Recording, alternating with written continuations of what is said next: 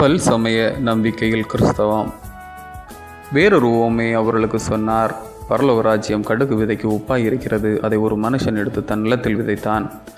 அது சகல விதைகளிலும் சிறிதாயிருந்தும் வளரும்போது சகல பூண்டுகளிலும் பெரிதாகி ஆகாயத்து பறவைகள் அதன் கிளைகளில் வந்து அடையத்தக்க மரமாகும் என்றார்.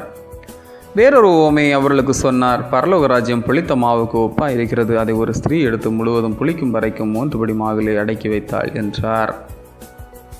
மத்தேயு 13:31-32-33. சுவிசேஷத்தின் ஆரம்பம் சிறியதாக இருக்கும், முடிவு பெரியதாக இருக்கும். இதே சுவிசேஷம் பின்பு வளர்ந்து பெரியதாகும். கடுகு விதை அளவில் சிறியது. அதுபோலவே சுவிசேஷமும் ஆரம்பத்தில் சிறியதாகவும் பலவீனமாகவும் இருக்கிறது, ஆயினும் முடிவு சம்பூர்ணமாக விளங்கும்.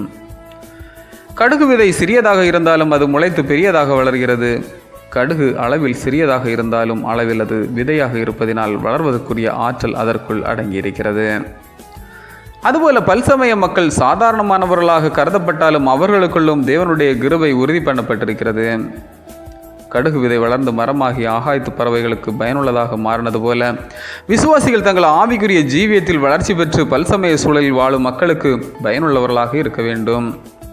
அப்போது கடுகு மரத்தில் ஆகாயத்து பறவைகள் வந்து அடைவது போல தேவனுடைய சபையில் ஜனங்கள் வந்து வாசம் பண்ணுவார்கள். தேவ ஜனத்திற்கு தேவையான ஆவிக்குரிய போஜனமும் தெய்வீக ஆரோக்கியமும் மெய்யான சந்தோஷமும் சமாதானமும் சபையில் ஏற்படும்.